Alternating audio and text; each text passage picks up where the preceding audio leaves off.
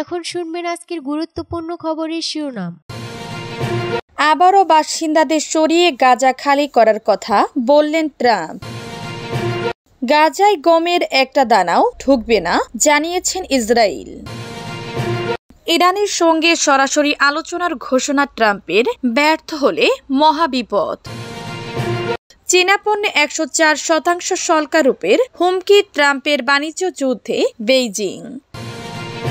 চুক্তি সম্পন্ন করতে যুক্তরাষ্ট্রে প্রতিনিধি দল পাঠাচ্ছে ইউক্রেন। যেসব দেশ অনুরোধ করছে সেগুলোর সঙ্গে সমঝোতা আলোচনা শিগগির জানিয়েছেন ট্রাম্প। আবারও বাসিন্দাদের সরিয়ে গাজা খালি করার কথা বললেন ট্রাম্প। যুক্তরাষ্ট্রের প্রেসিডেন্ট ডোনাল্ড ট্রাম্প আবারও গাজার ফিলিস্তিনদের অন্য দেশে সরিয়ে নিয়ে গাজা উপত্যকা খালি করার কথা বলেছেন। স্থানীয় সময় গতকাল সোমবার হোয়াইট হাউসে সফররত ইসরায়েলের প্রধানমন্ত্রী বেনিয়ামিন নেতানিয়াহুর সঙ্গে যৌথ সংবাদ সম্মেলনে তিনি এ কথা বলেন। তবে ফিলিস্তিনদের কোন দেশে সরিয়ে নিতে চান সে বিষয়ে কিছু বলেননি তিনি। সংবাদ সম্মেলনে গাজাকে আবাসন নির্মাণের জন্য দারুণ স্থান হিসেবে বর্ণনা করেন ট্রাম্প। তিনি বলেন, গাজা উপত্যকার নিয়ন্ত্রণ ও মালিকানার জন্য যুক্তরাষ্ট্রের একটি শান্তি বাহিনী থাকলে ভালো হবে। গাজায় একটি মুক্ত অঞ্চল প্রতিষ্ঠা করতে চান ট্রাম্প। তিনি বলেন, বর্তমান পরিস্থিতিতে কেউ গাজায় বসবাস করতে চান না। অন্যদিকে গাজা নিয়ে ট্রাম্পের সুরে কথা বলেন নেতানিয়াহু। তিনি বলেন, দীর্ঘদিন ধরে চলা যুদ্ধের পর গাজা পণ্য নির্মাণ করতে অনেক সময় লাগবে। গাজা নিয়ে ট্রাম্পের একটি পরিকল্পনা রয়েছে, তারা সেটি নিয়ে কাজ করছেন। গত জানুয়ারিতে দ্বিতীয় মেয়াদে যুক্তরাষ্ট্রের প্রেসিডেন্ট হিসেবে দায়িত্ব নেওয়ার পর গাজার ফিলিস্তিনদের অন্য দেশে সরিয়ে নিয়ে গাজা উপত্যকা খালি করার ইচ্ছা প্রকাশ করেন ট্রাম্প। এজন্য গাজার বাসিন্দাদের আশ্রয় দিতে মিশর ও জর্ডানের প্রতি আহ্বান জানান তিনি। গাজায় গমের একটা দানাও ঢুকবে না জানিয়েছেন ইসরায়েল।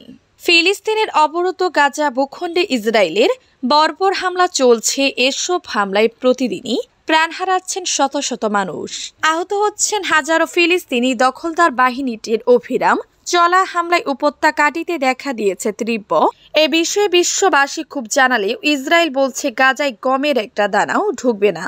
তুরস্কের রাষ্ট্রীয় সংবাদ মাধ্যম আনাদোলু এজেন্সি তাদের এক প্রতিবেদনে এ খবর জানিয়েছে।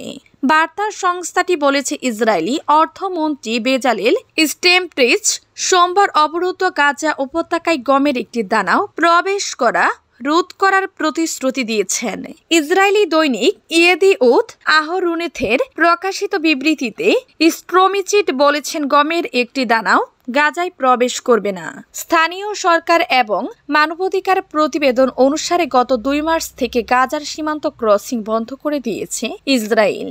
এর ফলে এই অঞ্চলে মানবিক ত্রাণ এবং চিকিৎসা সহায়তার সরবরাহ বন্ধ হয়ে গেছে এবং এতে করে সেখানে এক অভূতপূর্ব মানবিক সংকট দেখা দিয়েছে। ইরানের পারমাণবিক কর্মসূচির বিষয়ে আগামী শনিবার দেশটির সঙ্গে যুক্তরাষ্ট্রের সরাসরি উচ্চ পর্যায়ের আলোচনা শুরু হচ্ছে বলে ঘোষণা দিয়েছেন মার্কিন প্রেসিডেন্ট ডোনাল্ড ট্রাম্প। হোয়াইট হাউসে ইসরায়েলি প্রধানমন্ত্রী বেনিয়ামিন নেতানিয়াহুর সঙ্গে বৈঠক শেষে এই ঘোষণা দেন তিনি। গতকাল সোমবার হোয়াইট হাউসের ওভাল অফিসে ট্রাম্প বলেন, তেহরানের সঙ্গে একটি চুক্তিতে পৌঁছানোর ব্যাপারে তিনি আশাবাদী, তবে আলোচনা ব্যর্থ হলে ইরান মহাবিপদে পড়বে বলে হুঁশিয়ারি করেছেন তিনি। এর কয়েক ঘন্টা পর তেহরান নিশ্চিত করেছে শনিবার ওমানে আলোচনা হবে, তবে তারা এটাকে পরোক্ষ আলোচনা বলে উল্লেখ করেছে। ইরানের পররাষ্ট্রমন্ত্রী আব্বাস আরাগচি সামাজিক যোগাযোগ মাধ্যম এক্সে দেয়া এক পোস্টে লিখেছেন, ইরান ও যুক্তরাষ্ট্র শনিবার ওমানে উচ্চ পর্যায়ের পরোক্ষ আলোচনার জন্য মিলিত হবে। আব্বাস আরাগচি আরো লিখেছেন, এটা যতই সুযোগ ঠিক ততটাই পরীক্ষা। বল এখন যুক্তরাষ্ট্রের কোর্টে, আমরা ইরানদের সঙ্গে কাজ করছি। শনিবার আমাদের খুব বড় বৈঠক আছে এবং আমরা সরাসরি তাদের সঙ্গে কাজ করছি। আলোচনা কোথায় হবে তা অবশ্য ট্রাম্প উল্লেখ করেননি, তবে তিনি জোর দিয়ে বলেছেন এটা প্রতিনিধিদের মধ্যকার আলোচনা হবে না, এটা অনেকটাই সর্বোচ্চ পর্যায়ের আলোচনা হবে। চীনা পণ্যে 104% শুল্ক আরোপের হুমকি ট্রাম্পের বাণিজ্য যুদ্ধে বেইজিং। এটা ব্ল্যাকমেইল। ঠিক এভাবেই মার্কিন প্রেসিডেন্ট ডোনাল্ড ট্রাম্পের চীনা পণ্যের উপর আরও 50% শুল্ক আরোপের সবশেষ হুমকির তীব্র নিন্দা জানিয়েছে বেইজিং। সেই সঙ্গে তারা ন্যায্য শুল্ক আরোপের বিরুদ্ধে শেষ পর্যন্ত লড়াই করার অঙ্গীকার করেছে। গত সপ্তাহে যুক্তরাষ্ট্রের উপর ঘোষিত 34% শুল্ক প্রত্যাহারের জন্য বেইজিংয়ে 24 ঘন্টা সময় দিয়েছেন প্রেসিডেন্ট ডোনাল্ড ট্রাম্প। তবে যদি কোনো পক্ষই পিছু না হটে এবং ট্রাম্প তার পরিকল্পনায় অটল থাকে, তাহলে এই বছর মার্কিন যুক্তরাষ্ট্রে আমদানি করা চীনা পণ্যে 104% শুল্কের সম্মুখীন হতে পারে, যা দুদেশের মধ্যে বাণিজ্য যুদ্ধকে আরও তীব্র করবে।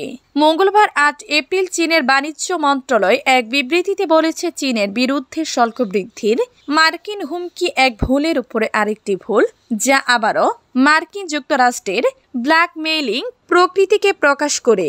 বিবৃতিতে আরও বলা হয়েছে, সৌদি যুক্তরাষ্ট্র তার পথে থাকার জন্য জেদ করে, তবে চীন শেষ পর্যন্ত লড়াই করবে। চুক্তি সম্পন্ন করতে যুক্তরাষ্ট্রের প্রতিনিধি দল পাঠাচ্ছে ইউক্রেন। চুক্তি সম্পন্ন করতে আমেরিকায় বিশেষ প্রতিনিধি দল পাঠাচ্ছে ইউক্রেন। ট্রাম্প জেলেনস্কি বাকযুদ্ধের পর এই চুক্তি ভেস্তে গিয়েছিল। চলতি সপ্তাহে ইউক্রেনের একটি প্রতিনিধি দল ওয়াশিংটন যাবে বলে জানিয়েছেন ইউক্রেনের প্রেসিডেন্ট ভলোদিমির জেলেনস্কির মুখপাত্র। ডোনাল্ড ট্রাম্পের নেতৃত্বে যুক্তরাষ্ট্রের প্রশাসন একটি বিষয় স্পষ্ট করে দিয়েছে, যুদ্ধের পর ইউক্রেনে বড় বাজার পেতে চায় আমেরিকা। পাশাপাশি দেশের খনিজ সম্পদ হস্তগত করতে চায় তারা।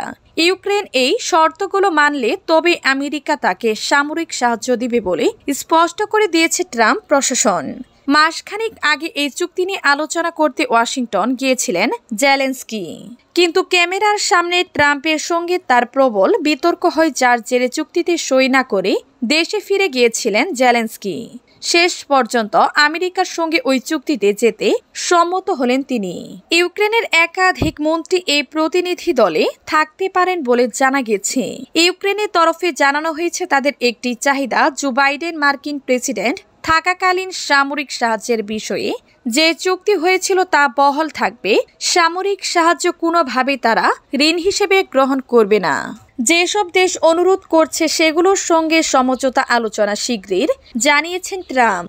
শুল্ক কমানোর অনুরোধ জানিয়ে যেসব দেশ ইতিমধ্যে হোয়াইট হাউসের সঙ্গে যোগাযোগ করেছে, সেসব দেশের সঙ্গে শিগগির সমঝোতা আলোচনা শুরু করার কথা বলেছেন মার্কিন প্রেসিডেন্ট ডোনাল্ড ট্রাম্প। একই সঙ্গে চীন নতুন করে যে শুল্ক আরোপের ঘোষণা দিয়েছে, সেটা প্রত্যাহার না করলে দেশটির উপর আরো 50% শুল্ক আরোপের হুমকি দিয়েছেন তিনি। আজ সোমবার নিজের মালিকানাধীন সামাজিক যোগাযোগ মাধ্যম ট্রুথ সোশ্যালে এক পোস্টে এসব কথা বলেছেন ট্রাম্প। হোয়াইট হাউসের পক্ষ থেকেও এএফপিকে বিষয়টি নিশ্চিত করা হয়েছে। 2 এপ্রিল বিভিন্ন দেশের পণ্যের উপর পাল্টা শুল্ক আরোপ করেন ট্রাম্প। চীনের উপর আরোপ করা হয় 34% শুল্ক।